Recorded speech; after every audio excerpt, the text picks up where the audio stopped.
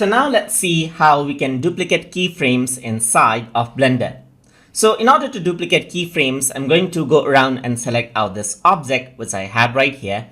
And then I'm going to add a keyframe on this. So I'm going to go around over here and then add in auto keyframe. I'm just going to pull this out and then just move this up so that there's the keyframe that's applied.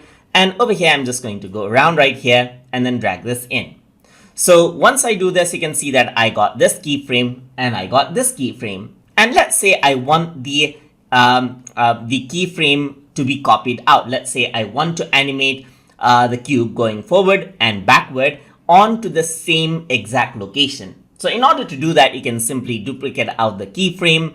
And to do that, you can right click, and over here, you can see duplicate is an option. So once you click on duplicate, then what happens is that you can see that another copy of the keyframe is actually here. So this has the exact value as the first one. So I'm going to drag this around and keep it over here. So once I do this, I'm going to press the play button, and you can see that I can go around and you can see that the animation has been repeated right here. So I can press the play button, it plays forward and goes backward right here.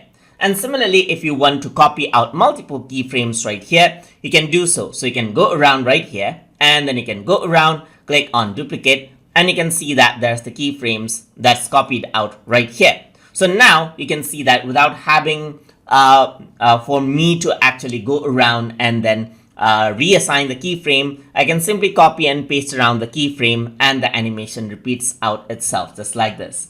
And that is how you can duplicate out keyframes inside of Blender. So hope you guys learned something as always. And as always, please like, comment, share, and subscribe.